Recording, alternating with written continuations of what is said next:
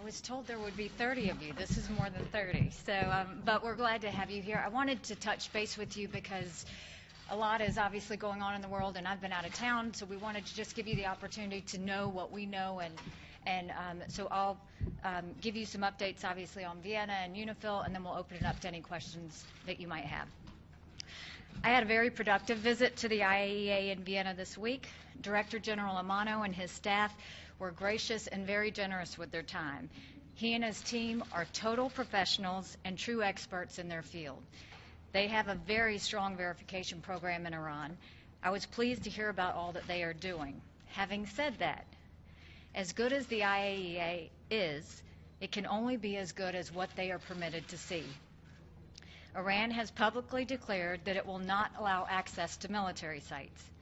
But the JCPOA makes no distinction between military and non-military sites.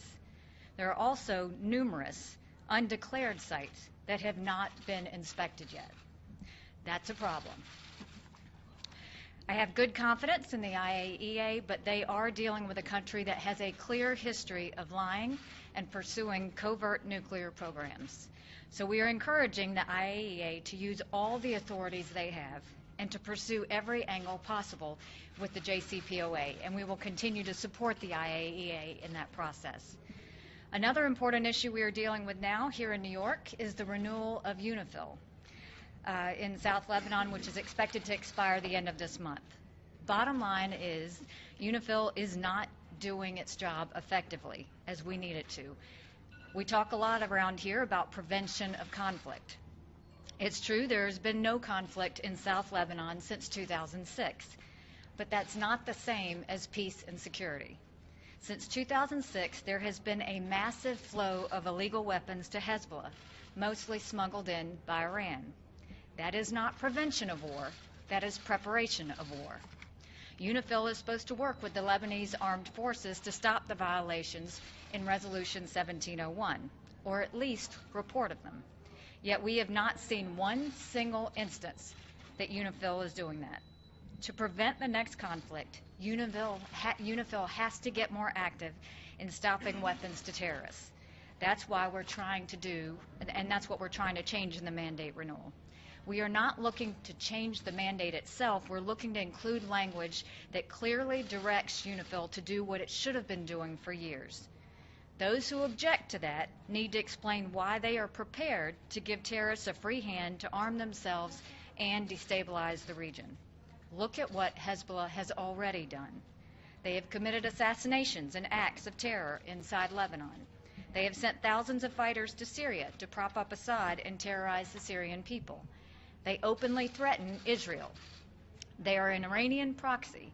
Hezbollah is a terrorist organization that is very destabilizing to the region. It's time the Security Council puts teeth in the UNIFIL operation. Now, I know our friends in France have concerns. We are thankful, and they do have many troops in UNIFIL, and there's a long history that they've had with Lebanon. We respect that. We've been in discussions with France for weeks, and we'll continue those discussions as we get to the mandate before it expires.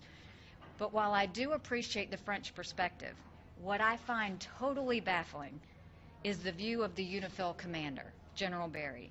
He seems to be the only person in South Lebanon who is blind to what Hezbollah is doing. General Barry says there are no Hezbollah weapons. That's an embarrassing lack of understanding on what's going on around him. You don't need to see the numerous intelligence reports that document that Hezbollah arms build up, that the Hezbollah arms build up to know that it's there. Hezbollah openly brags about their weapons. They parade them before TV cameras. The Secretary General's reports have confirmed this. For the UNIFIL commander to deny it has any proof shows that we need to have changes in UNIFIL. And so with that, I will open it up to any questions that you have. Yes. Thank you, Ambassador. Margaret Bashir from Voice of America. In Washington, we just saw the executive order on Venezuelan sanctions was just signed. For the first time, it reaches the oil sector in Venezuela. Could you talk to us about what you think the impact of these sanctions will be and how you hope they will change President Maduro's political calculus? It's a strong message for the people of Venezuela, and it's a strong message to Maduro. We are not going to tolerate the dictatorship he's trying to create, and we're not going to respect the sham assembly. And so at this point, we felt like because we're not seeing any progress towards lifting up the Venezuelan people, and we see more of the power grab that Maduro is trying to do, the sanctions were another option to send him a message. Yes. Madam Ambassador, we saw an article in the Washington Post about cutting the financial aid to Egypt. Do you have any concerns about the relation between Egypt and North Korea? And did you cut that financial aid because of this, the relation with North Korea, or because of the situation of democracy and human rights?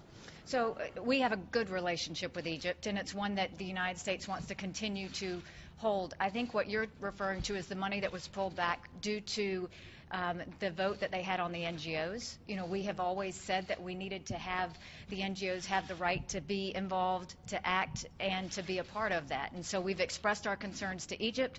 They didn't correct that, and so this was a reaction to that. And the relation with North Korea? Do you have any concerns about that? I mean, I think we've said all we need to say about North Korea in terms of the fact that we're obviously watching what is happening there.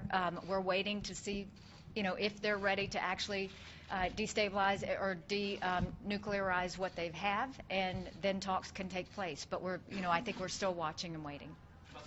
Yes. Madam Ambassador, now on Iran, what is the next step that you foresee will happen? Are you trying to convince the IAEA to be more aggressive, to have a new language? What's your aim on Iran? So we didn't go to the IAEA to tell them to do anything. I went to the IAEA to ask questions. What have you looked at? What else have you not looked at? Have you had any issues? So it was more just to find out what the status of the situation is, and also to support them, to make sure they had the resources to be able to do the job. This is a huge job that's been put on the IAEA, and while they have amazing experts, we wanted to make sure they have enough of them, and they have enough of the equipment that they need. So it really was a fact-finding mission, and I will go to D.C. on Monday and report that back to all the things that we found out from there. Yes. Hi, Rosalind Jordan with Al Jazeera English. Good to see you. Nice to see you. On Yemen, despite the Saudi ambassador's reassurances this week that the coalition is trying to avoid targeting civilians in their fight against the Houthi rebels, at least 55 civilians have been killed just in the last 3 days because of coalition airstrikes. Obviously, the Saudi coalition is under a lot of pressure to do better.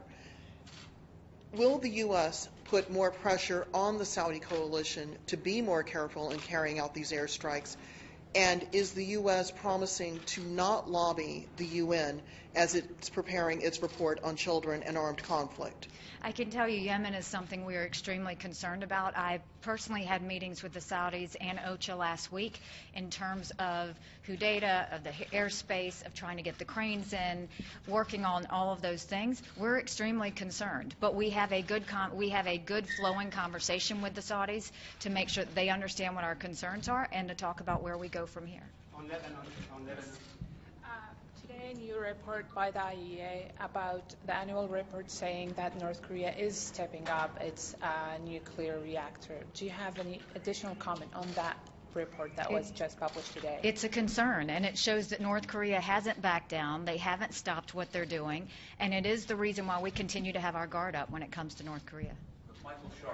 Michael Sharp in the report on DRC, the Board of Inquiry report came out and basically said that the UN had done no wrong and seemed to be asking the DRC to investigate. What does the U.S. want to have done about the death of the two experts, Zeta Catalan and Michael Sharp? We've asked the Secretary General for an independent investigation. The last thing we need to do is leave it up to the DRC to do the investigation. And so we strongly believe, not just for those two who served and sacrificed, but for their families and for the UN community, to understand exactly what happened and make sure we get down to the bottom of it. So we are working with Sweden. We're going to continue to push. We're going to continue to fight for an independent investigation. Ambassador, thank you.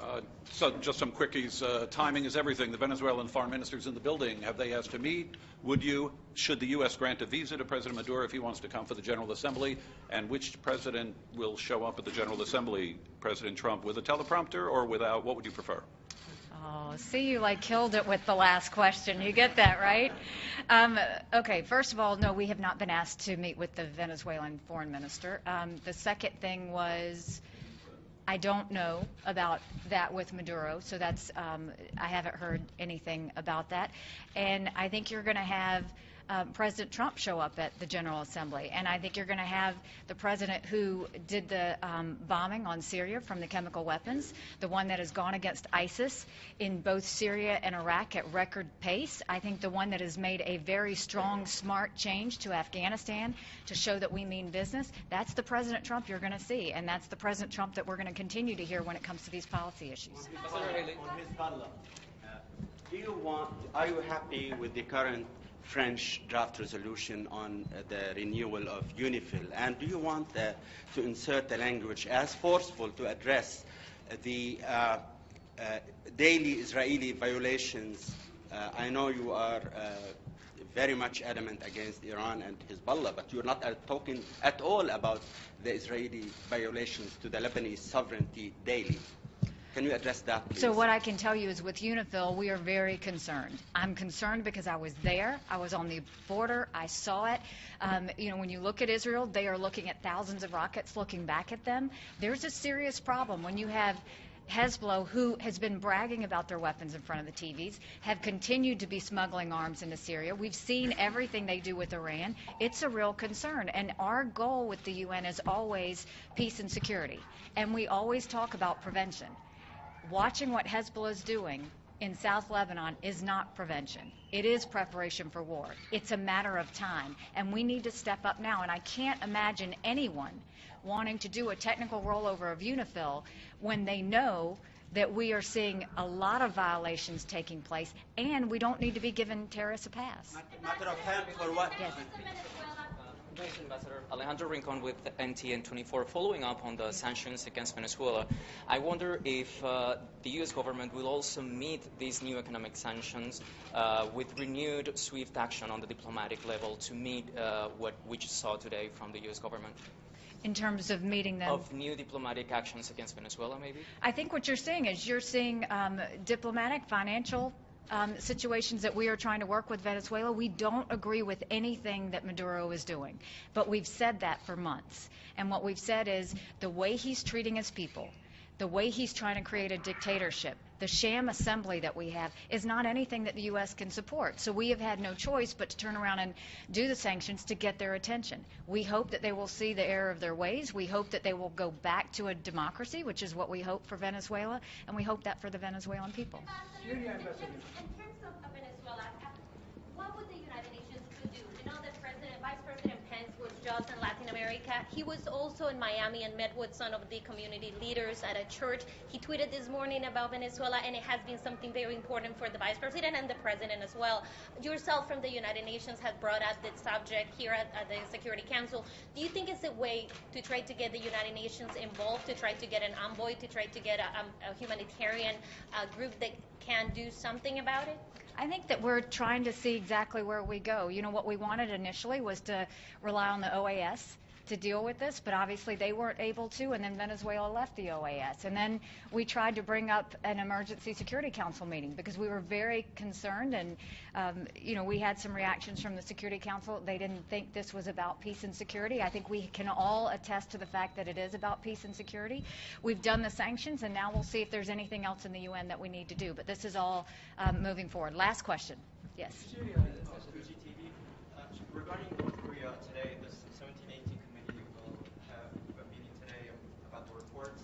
And can you tell us what you think about your work right now? And also, looking at that, are you thinking about putting new sanctions against North Korea or putting more pressure on them? Is this the reports about the chemical weapons? I think there's reports about that too, yeah. So we haven't had a chance to look at that, and we don't want to talk about any drafted reports yet, but certainly we're going to continue to watch this. North Korea has been a situation we haven't taken our eye off of at all since the last ICBM testing, and so we're going to continue to stay strong, we're going to continue to stay aggressive, and we're going to continue to hope that they do want to come to the table and talk by stopping all the nuclearization and stopping all of the irresponsible actions that they've taken. All right, thank you all very much. Appreciate it.